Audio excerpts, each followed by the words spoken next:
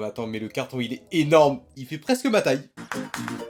Messieurs, dames, comment allez-vous? J'espère que vous allez tous et toutes très bien. Aujourd'hui, vous l'avez vu, nouvel unboxing de Katana. Si vous n'avez pas encore vu la dernière vidéo unboxing de Katana Enma que j'ai fait du coup le sabre de Zoro, je vous invite tout simplement à aller la voir. Et messieurs, dames, comme je vous disais là il y a quelques instants, le carton qui... Allez, viens là. Voilà, je peux faire la même vanne que celui avec Zoro. Vous ne voyez pas le bas parce que j'ai un plafond, les gars. Il est tellement épais, tellement grand. Après, j'allais dire, est-ce que vous savez qu'est-ce que ça peut être? C'est marqué dans le titre. J'ai pas pris cette info en compte. Mais écoutez, en tout cas... 2 secondes. Ouais. Oh, il y a la tournée du Dragon Ball in concert. Dragon Ball in concert. Un concert croisé avec un visionnage comme un cinéma. C'est officiellement pour la première fois partout en France. À partir du 25 et 26 janvier, la tournée débutera à Paris. Et bien sûr, j'y serai présent, hein, au cas où vous voudriez peut-être m'y croiser. Un plaisir auditif vous attend avec les musiques et les chansons légendaires de Dragon Ball Z et Dragon Ball Super. Tout ça sublimé par un orchestre symphonique complet. Quoi de mieux pour revivre des moments clés de cette œuvre de légende? Et la cerise sur le gâteau, il y aura la présence exceptionnelle du chanteur Hiroki Takahashi, chanteur original qui interprétera les titres.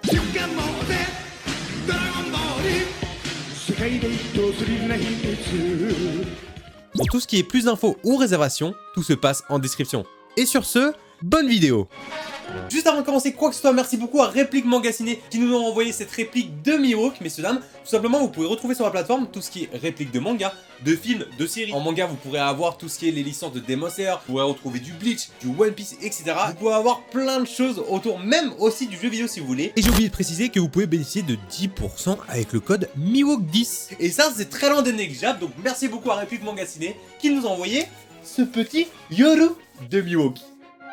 Dans tous les cas, mes hommes, si vous kiffez ce type d'unboxing, surtout Katana, encore une fois, n'hésitez pas à me dire le sabre Katana que vous aimeriez voir tout simplement en vidéo. Je le rappelle, ça peut être du One Piece, ça peut être du Demon Slayer ou peut-être du Bleach. Voilà, c'est pas comme si j'ai envie de vous dire que je suis en train de commencer Bleach en stream, messieurs dames, le lien en description. C'est vraiment long. Je comprends pourquoi Bleach est dans le Bleach Free. Voilà, j'ai eu des temps, mais là, je m'y mets, les gars. Bon, tout simplement, messieurs dames, aujourd'hui, on va ouvrir le sabre épée, vous dites comme vous voulez, de Mihawk. Vous savez, cette épée en croix qui est Yoru.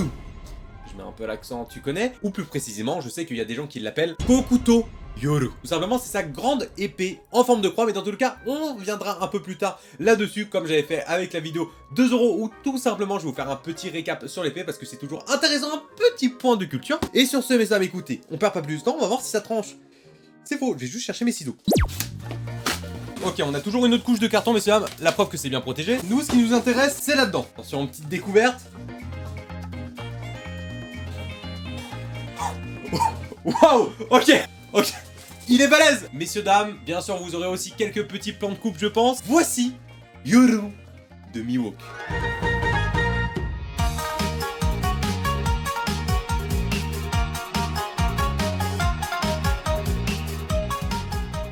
Oh là là là là, la dinguerie! Il est fou! Je le pose par terre, vous voyez quand même le bout du manche tellement qu'il est grand. Il est si balèze. Alors je sais pas si vous allez vous rendre compte, tout simplement, à la caméra, mais il a une finition de dingue. Ça veut dire que ça, déjà, je sais pas si vous allez l'entendre, c'est genre de l'alu, tu vois, inox ou je sais pas ce que c'est pour donner cet effet un peu de métal. C'est pas genre du plastique ou quoi, il est vraiment lourd, vraiment avec les côtés bandelettes, etc. J'aime beaucoup. Et aussi au niveau, comme une petite boule de cristal un peu on peut dire, mais du coup, l'épée en soi est vraiment magnifique. Je sais pas si vous allez voir d'ici, mais dans tous les cas, je vais faire en sorte par rapport au premier épisode, parce que vous étiez pas mal à me dire aussi que ça pourrait être sympa de faire des petits plans de coupe hors caméra, donc en off. Du coup, on a aussi des petits points de rouille tout simplement sur la garde, voilà, parce que je sais que voilà, la dernière vidéo, j'ai pas réussi à trouver le nom de la garde, mais du coup, normalement, c'est le même principe, sauf que là, c'est pas un rond, c'est juste une croix. Donc voilà, la garde du coup, toujours avec des petites perles. Qu'est-ce que ça pourrait être? Des saphirs. Je sais pas si Mihawk c'est un peu un millionnaire ou pas. Et vous avez aussi tout simplement, on peut appeler ça des cristaux. Cristaux verts, cristaux bleus. Vraiment trop beau qui rappelle du coup celui du manche.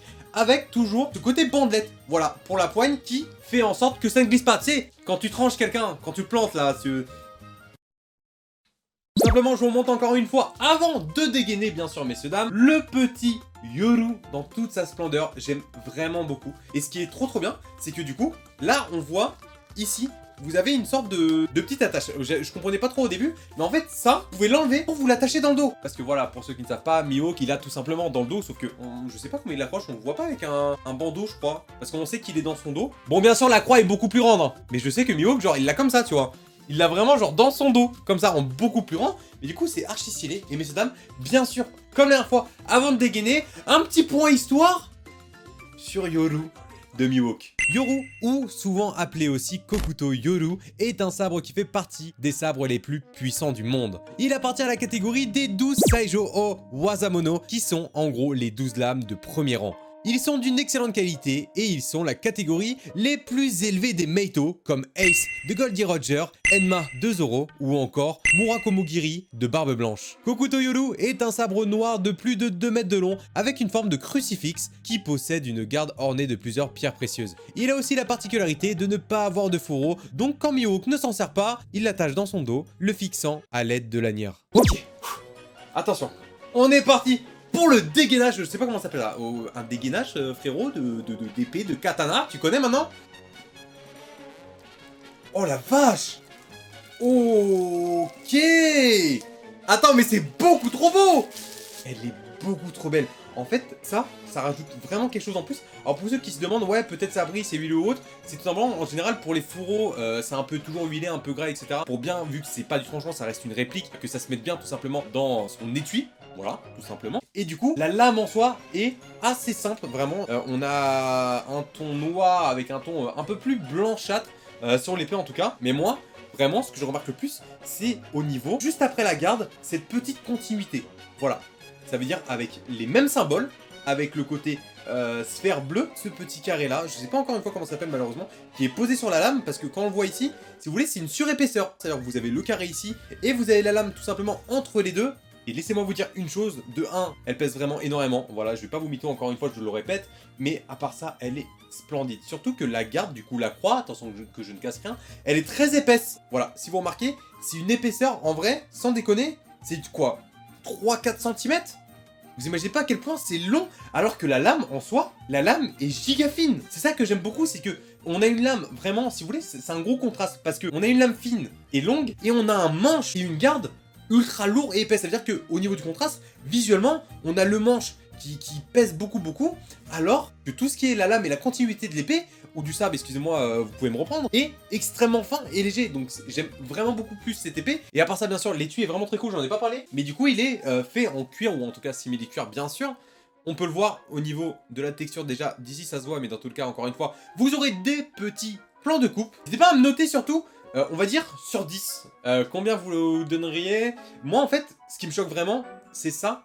Et comment dire, le réalisme de la garde. Comme je vous l'ai dit, il y a vraiment ce côté déjà un peu rouillé qui donne cet effet de métal, d'acier. Et avec l'épaisseur et aussi au niveau des petits cristaux. Voilà, les petites perles bleues et vertes. En vrai, je lui donnerais un bon 9. Hein. Parce qu'en fait, ça me choque au niveau des gravures. Mais ça me voici pour le Yoru de Mihawk, que j'aime vraiment énormément. N'hésitez pas à me dire aussi qu'est-ce que vous avez préféré par exemple entre le Yoru de Mihawk et aussi Enma de Zoro, parce que on est à 2 vidéos unboxing, et puis de plus en plus au niveau des unboxings de katana, vous pourrez dire ouais j'ai plus préféré celui-là, oh celui-là il était cool, tu vois, on va pouvoir échanger de plus en plus, mais pour voir plus d'unboxings de katana, messieurs dames, lâchez votre meilleur pouce bleu et l'abonnement, vous savez à quel point c'est important. Oh, ça pète. Bon, messieurs, j'espère que vous avez kiffé cette vidéo. En tout cas, moi, c'est toujours un plaisir. Vous savez très bien, les unboxings, pour moi, c'est Noël vraiment tous les jours. Et aujourd'hui, du coup, deuxième unboxing de katana. Encore une fois, c'est un grand oui. J'adore ça, j'adore découvrir des choses. Vraiment, c'est mon passe-temps, c'est un truc de malade. Et pour moi, comme je vous l'ai dit, un bon 9 sur 10. Surtout qui m'a choqué, encore une fois, je le répète, la brillance, vraiment l'effet de rouille aussi, qui est fait sur de l'inox, etc. Un peu brossé. Voilà, je vais pas plus non plus rentrer dans les détails parce que je m'y connais pas malheureusement plus que ça au niveau des matières. Mais vraiment très beau, très brillant. Cet aspect vraiment, comme je vous dis, contraste lourd et en même temps fine lame. Voilà. Donc vraiment, c'était un grand win. N'hésitez pas à me dire, vous, si vous avez kiffé de 1, la réplique et de 2, la vidéo. Si c'est le cas, vous connaissez maintenant dans les commentaires. N'hésitez pas à me dire ce que vous avez kiffé et le prochain unboxing katana que vous aimeriez voir sur la chaîne. L'abonnement, c'est le plus important. Et sur ce, message, moi, je vais vous donner rendez-vous pour la prochaine vidéo. Et comme d'habitude, pouce bleu, l'abonnement, je l'ai déjà dit. Mais sur ce, ciao! Blazing on the track, boy.